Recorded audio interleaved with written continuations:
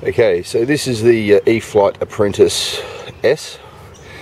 Comes with the safe technology, and as promised, I'd do a review as soon as I had it. I've had it for a couple of weeks now, but weather's been pretty crap here in Western Australia, so I haven't had much of an opportunity to get out, although the last couple of mornings I've been very fortunate in being able to get out and fly it. I got some video this morning with the help of my father-in-law, thank you very much, and we managed to get a little bit of takeoff and landing and some flight video. Unfortunately, my camera has a small viewfinder, and it can be difficult to keep track of an object like this in the sky. Now, on the whole, it's a fairly good aircraft. I'm flying this one with the DX18, as you can see.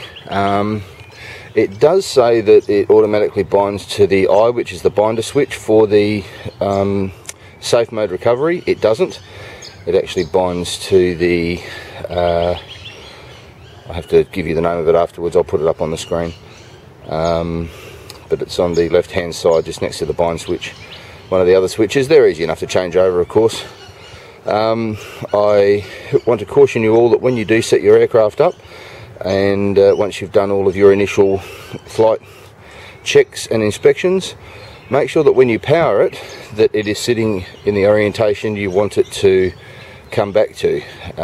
If you power it up by putting the battery in, whether or not the switch is turned on for the electronics, if you power it up upside down, because that's the way to get into the battery chamber, you push the safe button, it will flip, you will crash, or you'll get a very good inverted flight if you're a skilled enough pilot. If you're a beginner, you'll be playing pick-up foam.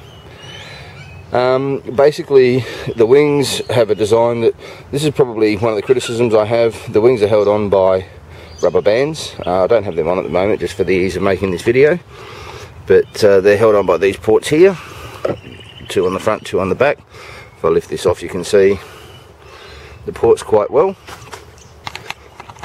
and there's the electronics inside. You can see the transmitter, the rudder and elevator servos, and the ESC, and a couple of wires from the Y loom that go to the ailerons. On the whole, it's not too difficult to put together. The novice will probably have some issues with how to get the spinner off on the front, but it's quite easy. Just use a very blunt, such as a butter knife or something like that, and just put it in the little gap and twist it, being careful not to do any damage to it, and make sure that when you take the prop nut off and remove the prop, you put the prop in the orientation that it's got to go back on, so you don't stuff that up. There is no writing on the prop. And also make sure that you do the nut up tightly once you've assembled all of the gear. I may make a video about just putting the gear on, because the book is explanatory enough, but again, if you're a novice, you're nervous enough because you spent, you know, the better part of $400 or $500 depending which pack you bought on an aircraft, and obviously you don't want to bugger it up.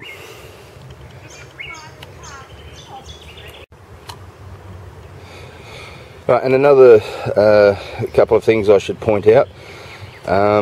When you are in beginner mode, you have only a very small amount of down elevator, which is elevator used to reduce your altitude. So you do need to be aware that you need a very, very large space. The oval in the video that I'll show you after this was I would easily say 3 or 4 football pitches, Australian football pitches, and it was quite tight at times because of the trees surrounding it, but you do need to have quite a bit of space in order to let it auto land. Otherwise you can do what I do and flick it into intermediate mode or advanced mode if you like, get the full throws and land it that way.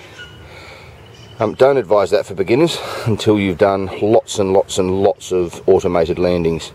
Now, your wings, I have a couple of criticisms with the wings.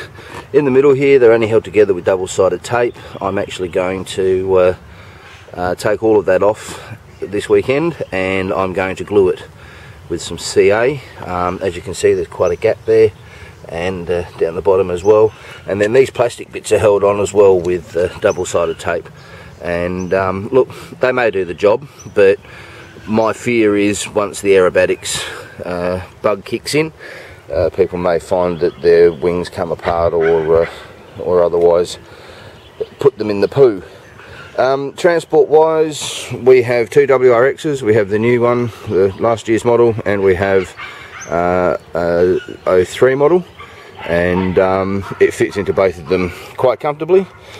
Obviously you can take your vertical and horizontal stabilizers on and off. I don't recommend it. The more you do it, the looser the screw joints get, and it can create problems. So it's usually easier just to put something there to keep it insulated from the seats so that you don't get a lot of hanger rash on it, and just generally pack it in quite securely so it doesn't fly around if you have to brake suddenly or anything like that. The last thing you want to do is avoid an accident only to turn over in the back seat and see that you've snapped your horizontal stab. Criticisms. Not really very impressed with the battery compartment. Look, good location, all the rest of it. This locking mechanism is utter crap. It would have been better something else. I don't know what it's available. Perhaps a bolt, like a little slide bolt or something. Reason being, that little screw there, every time you open it or close it, comes undone. It doesn't matter which direction you go in, it will come undone. That's the gear assembly there. As you can see, it was a bit moist this morning, so there's a little bit of moisture on it. I will take it and dry it off shortly. You can also see underneath here, there's not very much, if any, support in this main part of the fuselage. It's just foam, and I think, yeah, that's plastic, but as you can see, it creases. I don't know if you can see that as well as I can. You can probably see some creases there. It's a bit of a concern actually, because it's not really had any rough landings or any big dramas, and it's got quite a few creases in it.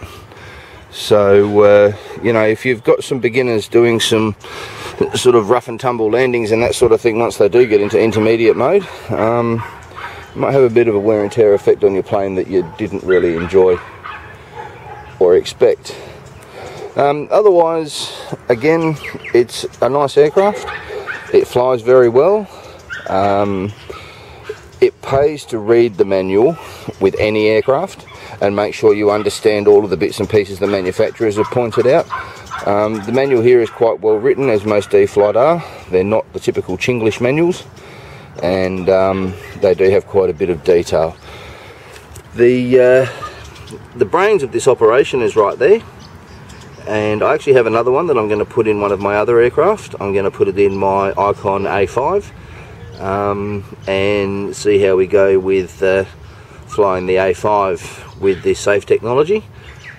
And one other complaint, the ESC battery leads, they basically come out right at the bottom of that channel there. They don't afford you much room for play, and when you do connect your battery up, trying to poke it back up into there, because they are almost exactly the right length, it makes it very difficult to get it to stay up there. So, you know, just as a future consideration, E-Flite, it would be nice if those ESC leads were just a little bit longer, so that you didn't have to reach inside the body of the aircraft so much to connect your battery, and then you can also have the option to push those leads back up through that channel and put them in such a way that it won't interfere with closing the battery cover on the aircraft. Look, apart from that, it's a fun little plane. It certainly looks good. It flies well. Trim it out on a very calm day, and bear in mind, because it is so light, as soon as you move into a headwind, you are going to get altitude, and it's very difficult if you remain in beginner mode to decrease that altitude unless you've got a lot of space. I'm not sure if I mentioned it before, but I will say it again, lots and lots of space. Take the area you think you need and double it, because when you're in beginner mode, this thing doesn't turn very easily. It would easily take 2 football fields to do a full 360, if not more, given it time. So intermediate and advanced mode, obviously it's a lot tighter, but just from the perspective of teaching people to fly, which is what this aircraft is all about, I think it's brilliant. I really enjoy it. There are a couple of mods that could be made to make it better, but on the whole, good job E-Flite, and good job Model Flight. Thanks very much.